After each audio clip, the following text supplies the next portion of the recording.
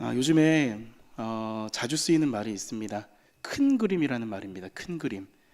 예, 큰 그림. 그냥 뭐 큰 그림이라고 하니까 그림이 큰가 보다 이렇게 하시죠. 젊은 사람들이 많이 쓰는 말입니다. 특별히 요즘 교역자실에서 큰 그림이라는 말이 많이 쓰여지고 있습니다. 이 왜 그러냐면 이제 새로운 전도사님 두 분이 오셨어요. 그러다 보니까 자리를 조정하고 또 새롭게 세단장을 봄을 맞아서 청소도 하고 새롭게 자리를 배치하는데, 사실 이걸 자리를 배치하는 문제가 쉬운 문제가 아닙니다.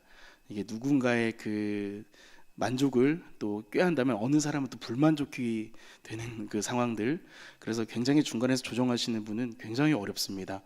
특별히 이 시간을 통해서 윤준 목사님 많이 고생을 하셨는데요, 큰 그림을 그리시느라 많이 애쓰셨습니다. 이 교육자실의 그 작은 책상 하나하나를 새롭게 배치하는데도 우리가 큰 그림을 봐야 된다는 말이 나올 정도인데, 우리가 살아가면서 우리 인생 가운데 우리의 삶의 자리 가운데서 우리는 얼마나 큰 그림을 볼 수 있을까요? 특별히 오늘 우리가 함께 나눌 말씀을 통하여서 나눌 은혜들은 과연 우리가 하나님의 큰 그림을 보고 있는가에 대한 질문입니다.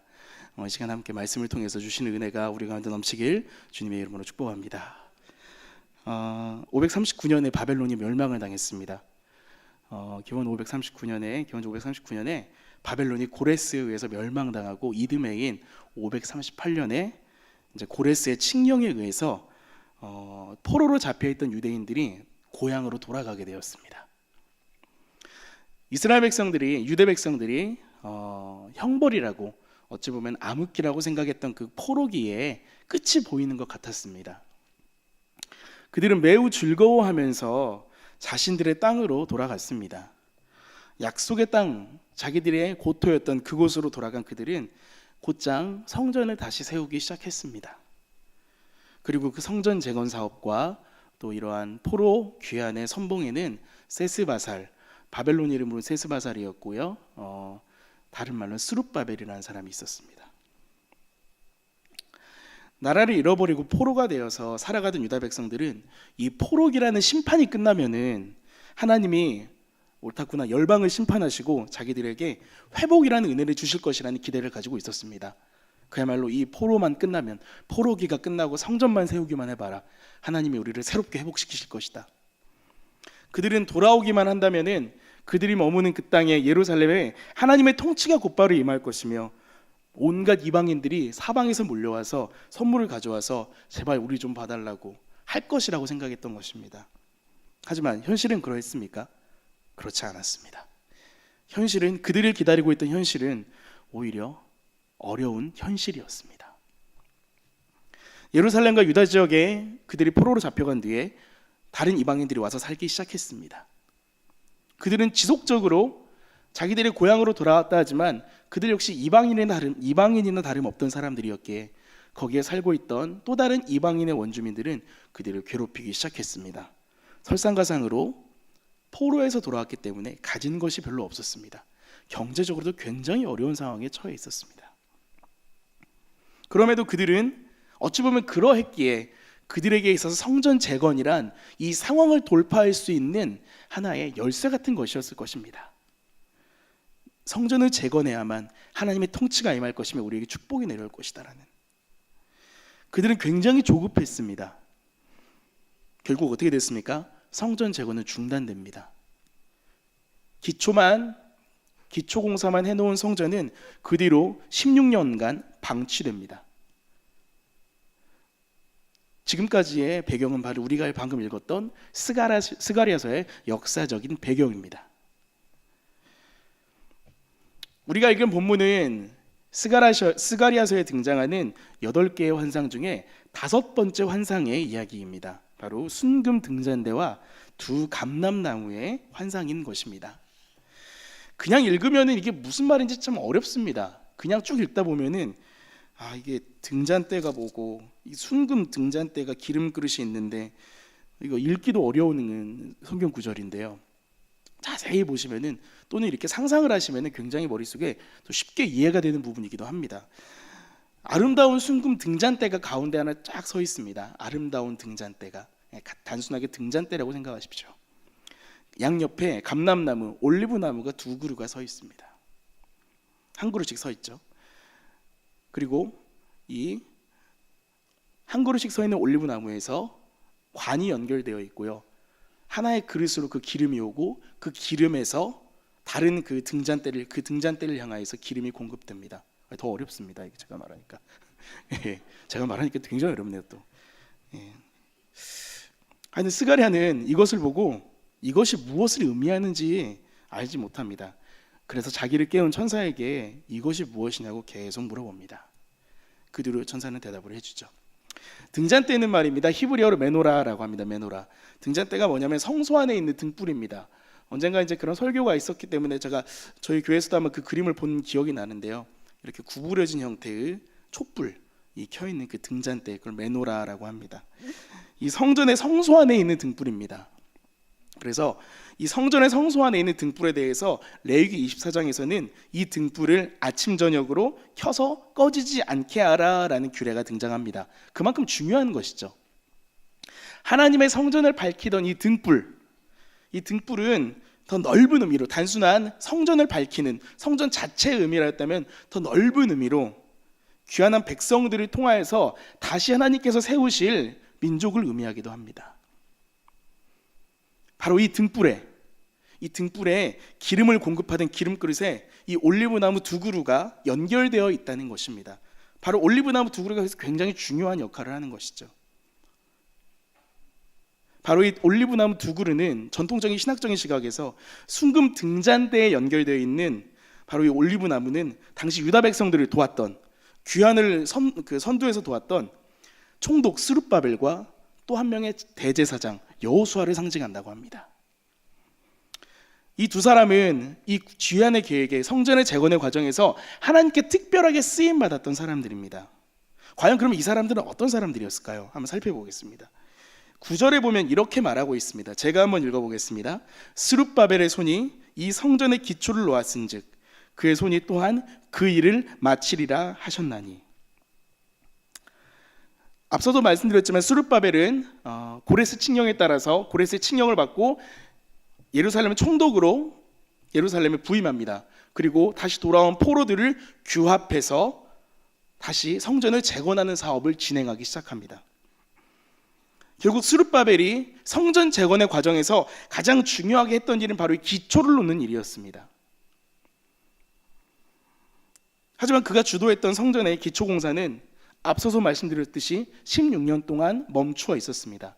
스룹바벨만의 뜻은 아니었을 것입니다. 수많은 다양한 외적인 요인과 또 내적인 요인으로 말미암아 이 공사는 멈추어져 있었습니다. 스룹바벨 역시 유대인의 한 사람이었습니다. 포로기가 마치고 나면 하나님께서 우리 백성에게 또 다른 부흥의 기회를 허락하실 것이다라는 기대감이 분명히 있었을 것입니다. 그런 마음을 가지고 총독이 되어서 돌아온 이곳 예루살렘에서 그도 성전을 재건하면서 기대감에 가득 차 있었을 것입니다. 그런데 그 사람이 기대와는 다르게, 그도 유대민족의 일반적인 기대와는 다르게 성전 공사는 정지됩니다. 다른 사람이 느꼈던 무력감에 비교할 수 없는 그 귀환한 포로들의 대표로서 그 사람이 느꼈던, 스룹바벨이 느꼈던 무력감은 말할 나위 없이 컸을 것입니다. 또 한 사람, 또 한 명의 올리브나무, 감람나무인 여호수아, 대제사장 여호수아에 대해서 한번 보도록 하겠습니다. 이 사람은 3장에 등장합니다. 3장 3절입니다. 제가 읽어드리겠습니다. 여호수아가 더러운 옷을 입고 천사 앞에 서 있는지라 라고 묘사되어 있습니다. 제사장이라는 것은, 제사장을 상징하는 것은 흰 옷입니다. 정결한 옷입니다. 깨끗한 옷입니다. 그런데 그러한 그냥 제사장도 아닌 대제사장이었던 여호수아가 정결한 옷이 아닌 더러운 옷을 입고 서 있습니다. 하나님께서 이스라엘 백성들을 언급하실 때 불구덩이에서 불에 그슬린 나무라고 표현하십니다. 바로 불구덩이와 같았던 그 포로기에서 건진받아 불에 실컷 거슬려서 상처 입고 망가져서 돌아온 그 이스라엘 백성들의 모습을 하나님은 불에 그슬린 나무라고 표현하십니다. 이 대제사장이었던 여호수아도 다르지 않았을 것입니다. 특별히 이 사람은 제사장의 혈통으로서 그렇게 계속해서 제사장으로서 살아가야 될 운명이었음에도 불구하고 포로로서 그 땅에서 태어났던 사람이었습니다. 결국 완전하지 못했던 사람이라는 것입니다. 대제사장으로서 어찌 보면 순결하고 정결하게 계속 자라나야 했음에도 불구하고 어찌 보면 그가 처했던 역사적인 상황과 현실에 맞물려서 대제사장의 삶과는 조금은 거리가 먼, 때로는 그의 모습에 어울리지 않는 상처 입은 모습으로, 그을려진 모습으로 돌아와 있다는 것입니다. 더러운 옷을 입은 제사장, 불에 그슬린 나무와 같은 유다 민족, 더하여서 16년 동안이나 멈춰버린 이 성전 재건 공사, 포로기에서 기대감을 가지고 해방되어 돌아왔는데 포로로 살아가던 그곳에서 다시 하나님이 우리를 살리실 것이다 라고 기대하며 돌아왔는데, 그들이 처한 현실은 그들이 이전에 있던 포로기의 현실보다 더 어찌 보면 가혹한 상황이었습니다. 오히려 지쳐 있었고 하나님 앞에 설 수도 없던 그런 모습이었죠. 3장에서 하나님은 이 더러운 옷을 입은 여호수아를 옷을 갈아입히십니다. 아름다운 옷을 입히십니다. 또한 우리가 방금 읽었던 4장 9절의 말씀에서도 하나님은 스룹바벨의 손이 이 일을 마칠 것이다, 스룹바벨의 손이 이 성전 공사를 마칠 것이다 라고 하나님은 말씀하고 계십니다. 그들이 처해 있던 상황과 환경, 어찌 보면 그들이 겪고 있던 어려운 현실과는 정반대되는 말씀으로 하나님은 그들에게 선포하십니다. 내가 여호수아의 옷을 갈아입힐 것이고 내가 스룹바벨을 통하여서 이 성전을 마무리할 것이다 라고 말씀하십니다. 하지만 여러분, 지금 상황은 어떻습니까? 눈에 보이는 현실이 중요하지 않습니까? 눈에 보이는 현실은 터만 남아있는 성전입니다. 여전히 우리를 향하여서 이방 민족들은 공격하고 있으며 추위와 배고픔에 어려움에 떨고 있는 백성들의 현실이 눈앞에 펼쳐져 있습니다. 아브라함도 역시 약속의 땅으로 인도함 받아왔지만 그 땅에는 기근이 있었다고 제가 예전에 설교했던 기억이 납니다. 기대함과 소망함에 가득해서 돌아온 그 땅에서 그들은 철저한 실패와 좌절을 맛보고 있다는 것입니다. 우리의 인생이 쉽지 않습니다. 우리의 인생이 생각보다 간단하진 않은 것 같습니다. 어찌 보면 이 자리에 앉아있는 여러분 중에 오늘 정말 말할 수 없는 상처와 괴로움과 아픔을 안고 이 자리에 와서 말씀이 나를 살리실 것이다 하고 기대하며 그 한 자락 소망을 가지고 오신 분도 있을 것이고요, 그거보다 더 말도 안 되는, 정말로 내 삶을 장기간 동안 괴롭히고 있던 그 삶의 그 골짜기 안에서 이제 좀 하나님 나를 건지실 때가 되지 않았습니까? 라는 심정으로 와서 말씀 앞에 서 있는 분도 분명히 있으실 것입니다. 말씀을 듣고 다시 예배당의 문을 열고 우리 일상으로 복귀했을 때, 하지만 여러분, 현실이 변해 있습니까? 현실이 변해 있는 상황은 그리 많지 않습니다. 여전히 우리 앞에는 똑같은 현실이 자리하고 있습니다. 때로는 이전보다 더 혹독한 괴로움으로 우리를 맞이하기도 합니다. 기도하면 무엇인가 이루어질 것이다라는 소망으로 기도하지만 또 누군가의 간증이 나에게 힘이 되어서, 누군가의 나눔이 나에게 위로가 되어서 그 간증의 그 나눔의 하나님이 나의 하나님이 되시길 소망하며 기도하며 나아가지만 정작 내 삶에서 하나님은 철저하게 침묵하고 계신 경우가 너무나 많습니다. 최근에 개봉한 사일런스라는 영화가 있습니다. 엔도 슈샤코라는 일본 작가의 침묵이라는 소설이 영화화되어서 나왔죠. 배교와 순교 사이에서, 배교라는 것은 내가 믿고 있는 신앙을 배신하는 것입니다. 배신할 것이냐, 내가 당당하게 신앙을 고백하며 죽을 것이냐 라는 두 가지 선택지 사이에서 배교라는 껍데기를 선택하여서 살아남아 그 땅에서 선교를 지속했던 신부의 이야기가 거기에 있습니다. 그들은 자신과 그 자신이 믿는 하나님, 우리가 믿는 하나님을 믿는 성도들이 당하던 고문과 순교, 추방, 고난, 시련, 박해와 순환에도 침묵만 하고 계시는 하나님 앞에, 그리스도 앞에, 주님, 저희를 더 이상 내버려두지는 않으시겠지요? 라는 기도를 합니다. 하지만 여전히 주님은 침묵하십니다. 그분의 침묵은 때로는 우리에게 굉장히 견디기 어려운 시련의 시간입니다. 공사가 멈춰 있습니다. 16년 동안이나 새로운 성전의 터가, 공사가 멈추어져 있고 자풀만 자라나고 있습니다. 하나님은 침묵하고 계실까요? 아닙니다. 하나님은 오히려 그분의 시간표대로 그분의 일을 하고 계십니다. 6절에서 하나님 이렇게 말씀하십니다. 함께 한번 읽어보겠습니다. 자막을 보고 읽어보시겠습니다. 만군의 여호와께서 말씀하시되 이는 힘으로 되지 아니하며 능력으로 되지 아니하고 오직 나의 영으로 되느니라. 아멘. 세상과 비교할 수 없는 만군의 하나님께서, 만군의 여호와께서 우리들을 향하여서 너희들의 힘이나 능력으로 되지 않는다, 오직 나의 영으로 된다라고 선포하고 계십니다. 나의 힘과 능력으로 되지 아니하는 그 상황 앞에서, 스룹바벨과 여호수아의 힘만으로 되지 않던 그 상황 앞에서 주님은 힘을 빼고 하나님이 행하실 것을 기대하라 말씀하십니다. 그분이 침묵하고 계신 것이나 느끼는 그것은 우리가 바로 그분의 역사하심을, 그의 영에 사로잡히지 아니하고 우리도 육신의 눈으로만, 우리의 힘과 능력의 기준에서만 그것들을 바라보고 있었기 때문입니다. 상황은 변하지 않습니다. 우리 눈앞에 있는 상황은 쉽게 변하지 않습니다.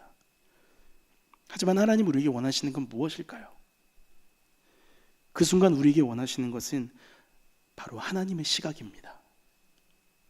성령에 사로잡힌 시각, 성령님의 눈으로 상황을 바라보는 것. 불에 그을린 나무와 같이 상해버렸던 스룹바벨과 여호수아를 향하여서 하나님은 여전히 그 일을 행하시고 계신다는 것을 우리는 볼 수 있어야 한다는 것입니다.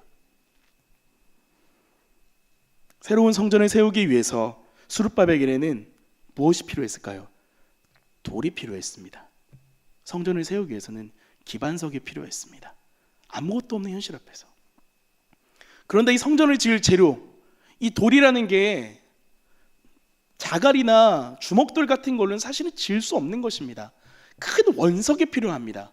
원석을 다듬고 깎고 두껍게 아래에 쌓아야만이 그 성전의 기반이 온전하게 설 수 있습니다. 하지만 그것을 구하기 위해서는 높은 산으로 올라갈 수밖에 없습니다. 바위산으로 올라가서 그 산에서 돌을 캐와야 합니다. 그 일이 너무너무 어렵습니다. 그 일이 내 앞에서는 도저히 나로서는 감당할 수만 없는 그런 일로 보입니다. 그런데 하나님은 스룹바벨을 향해서 이렇게 말씀하십니다. 7절입니다. 큰 산아 내가 무엇이냐, 내가 스룹바벨 앞에서 평지가 되리라. 제가 다시 한번 읽겠습니다. 큰 산아 내가 무엇이냐, 내가 스룹바벨 앞에서 평지가 되리라. 아멘. 그분의 일을 감당하는 것은, 그분의 일이 감당하는 스룹바벨을 행하여서 하나님은 큰 산을 평지로 만들어 버리시겠다고 선포하고 계십니다. 평지에서 돌을 옮겨오는 것, 평지에서 돌을 옮겨오는 것은 산에서 돌을 채석해서 가져오는 것과는 차원이 다르게 쉬운 일입니다. 모든 일 자체를 100이라고 한다면은 평지에서 돌을 가져오는 것은 10도 안 되는 강도의 일입니다. 결국 하나님은 그분의 시각에 사로잡혀 그분의 눈으로 이 상황을 바라보기 원하시며, 그 주님 자기들 앞에서 먼저 행하시는, 그들 앞에서 먼저 일하시며 먼저 함께 하시는 하나님을 바라보기를 원한다는 것입니다. 이 앞에 서 있는 제가 그렇게 능력이 많은 사람이 아닙니다. 뭐 이렇게 컴플렉스 덩어리입니다. 저는 남들처럼 잘생긴 사람도 다 잘생기지도 않았고요. 잘생겼습니까? 예, 감사합니다. 네, 잘생기지도 않았고 그렇다고 몸매가 뭐 뛰어나게 막 근육이 있는 것도 아니고, 지금도 양복이 터지려고 하는데요. 뭔가 제가 잘하는 게 그렇게 많지 않습니다. 운동도 못 하고요. 남들하고 관계에서 제가 뭐 어떻게 능숙하냐, 그렇지도 못합니다. 둔하기도 합니다. 그냥 우유부단하고 겁 많고 연약한 한 사람입니다. 그저 그냥 여러분과 만나는 것이, 아이들과 만나는 것이 좋아서, 하나님이 이야기를 아이들과 하는 게 너무 좋아서 이 자리에 서 있는 사람입니다. 이런 사람이 우리 교회 같이 좋은 교회에서 교육 목사로 있는다는 게 축복이죠. 제가 잘할 수 있을까라는 고백이 가끔 나옵니다. 저는 가끔 내가 잘할 수 있을까? 내가 과연 이곳에서 이 사역을 할 수 있을까? 막막할 때도 굉장히 많습니다. 어떤 날에는 가슴이, 숨이 턱까지 막혀서 교육자실 앞에 있는 믿음홀에 무작정 들어갈 때가 있습니다. 그냥 거기서 기도할 때가 있습니다. 주님, 막막한데 어떻게 해야 되죠? 제가 이거를 과연 어려울 것 같은데요. 저는 막막하게 하나님 앞에 토로하는 그 중에 하나님이 그때마다 말씀하심을 느낍니다. 결국 하나님이 하실 것이라는 거죠. 여호수아도 스룹바벨도 결국엔 하나님이 하시기 위해서 먼저 보냄받았던 그저 하나님의 도구였을 뿐입니다. 겁 많고 벌벌대는 저에게 하나님은 내가 먼저 할 테니까 두려워하지 말아라 말씀하시는 것, 저는 그 하나님이 여러분의 하나님이시길 소망합니다. 하나님께서 우리들에게 사역을 맡기실 때, 무언가를 맡기실 때 우리들의 능력이 탁월해서 맡기시는 경우는 극히 드뭅니다. 없습니다. 오히려 그런 분들, 정말 능력이 탁월해서 적재적소에 쓰임받을 만한 그런 분들은 정작 찾으면 눈에 안 보입니다. 하나님께서는 조금 부족하고 모자라 보이고 연약해 보이는 저 같은, 우리 같은 사람들을 일부러 사용하신다는 느낌도 있습니다. 그런데 놀랍게도 그렇게 과연 할 수 있을까? 과연 이 사람이 이 일을 할 수 있을까? 과연 이 사람이 이 자리에 있을 때 과연 이게 정상적으로 돌아갈까? 라고 질문할 때마다 하나님은 보기 좋게 그 예상을 빗나가게 하십니다. 우리들이 서 있는 것 같지만 결국은 하나님이 일하고 계신다는 것입니다. 신앙의 위인들 역시 생각해보면 완벽했던 사람은 거의 없었습니다. 오히려 조금 모자라고 다듬어야 될 사람들이 많았습니다. 베드로가 그랬고요, 모세가 그랬고요, 다윗, 바울, 엘리야, 더 대볼까요? 모두가 완벽과는 거리가 있었던 사람들이었습니다. 사랑하는 여러분, 여러분의 부족함을 바라보며, 나의 부족함을 바라보며 상처받고 좌절하지 마십시오. 그보다 먼저 앞서서 일하시는 하나님을 바라보시며 그분의 시각으로 성령에 사로잡혀 내 앞의 현실을 바라볼 때 하나님은 여러분을 위하여서 큰 산을 평지로 만들어내실 것입니다. 우리에게 필요한 것은 그분의 방법을, 그분의 시간표를 바라보는 일입니다. 바로 그분의 힘에 사로잡혀 성령 충만하게 살아가야 된다는 것입니다. 그렇다면 성령 충만한 삶이란 어떤 삶일까요? 마지막으로 짧게 살펴보고 기도하겠는데요. 성령 충만은 우리가 황홀경에 사로잡혀서 방언을 하고 울며 뒤집어지며 막 방방 뛰는 게 성령 충만이 아닌 건 다 알고 계시죠? 인생 전체가 그리스도로 말미암아 지배받는 것을 의미합니다. 우리의 생각과 감정과 의지가 온전하게 하나님의 말씀에, 그리스도의 영에 의해서 이끌려지는 삶을 바로 우리 성령 충만이라고 합니다. 10절에서 성경은 이렇게 말하고 있습니다. 제가 읽겠습니다. 작은 일의 날이라고 멸시하는 자가 누구냐? 사람들이 스룹바벨의 손에 다림줄이 있음을 보고 기뻐하리라. 아멘. 스룹바벨의 손에 있던 다림줄이 뭔지 아시죠? 건물을 지을 때 이 건물이 올라갈 때 수평이 맞는지 안 맞는지 떨어뜨려 봐서 이것을 수평을 재보는 그러한 도구입니다. 스룹바벨은 현재 터만 닦여진 성전의 한가운데 서서 다림줄을 내려보고 있습니다. 무엇을 의미합니까? 벽을 쌓아갈 준비를 하고 있다는 것입니다. 그 벽이 비뚤어지지 않기 위해서 이 다림줄로서 수직을 정확하게 재야만이 이 벽이 온전하게 올라가서 성전이 굳건히 설 수 있는 것입니다. 건축에 있어서 가장 중요한 작업을 현재 스룹바벨이 하고 있습니다. 하지만 그냥 볼 때는 이 사람이 이걸 가지고 뭘 하는지 단순히 줄 하나만 내려보고 있기 때문에 이 사람이 별로 대단하지 않게 보일 때가 많습니다. 하지만 그것은 결코 멸시해서는 안 될 일이었습니다. 작은 일의 날이라고 멸시하지 마십시오. 성령의 인도함을 받는 삶은 다름 아닌 말씀에 사로잡히는 삶입니다. 하루하루 나에게 주어진 매일의 삶 속에서 작은 경건을 실천하며 기도의 자리에 나아오는 것, 성경을 읽고 묵상하며 그곳에서 나에게 말씀하신 하나님의 그 음성을 듣는 것, 그분께 나의 삶을 내어드리는 것, 이 모든 일들이 우리의 다림줄을 내리는 일입니다. 작은 일 같아 보이십니까? 우리가 맨날 해야 될, 매일 그냥 해야 될 그저 그런 일로 보이십니까? 매일 엄청난 집회를 한번 해야 되고 매일 정말로 대단한 이벤트가 우리에게 벌어져야 된다고 생각하십니까? 천만의 말씀입니다. 작은 일 같아 보이지만 하나님은 그것을 통하여서 우리를 하나님의 시간표로, 하나님의 시각으로 이끌어오고 계십니다. 나의 능력과 나의 힘을 내려놓고 우리가 매일의 다림줄을 내리며 작은 일이지만 하나님 앞에 매일 나아갈 때에 비로소 그때 우리는 성령에 사로잡히고 주님께 우리의 주도권을 내어드릴 수 있는 것입니다. 말씀을 정리하겠습니다. 성도 여러분, 하나님은 여전히 일하고 계십니다.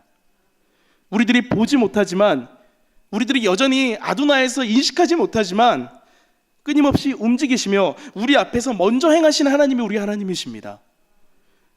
먼지와 같은 존재들, 먼지보다 못한 우리에게 하나님의 큰 그림을 보는 것은 어찌 보면 쉬운 일은 아닙니다. 하지만 작은 일은 아니라고 무시하지 않으며 하나님을 기대하며 나아가며 매일매일 하나님께 사로잡혀 살아가는 우리들에게 하나님은 그 하나님의 큰 그림을 볼 수 있는 감격을 허락하실 것입니다. 작고 작은 나와 같은 인생을 포기하지 않으시고 자신의 계획을 함께 실행하기 원하시는 그분의 배려와 사랑이 이 시간 여러분에게도 동일하게 임하고 있습니다. 함께 찬양하며 기도하겠습니다.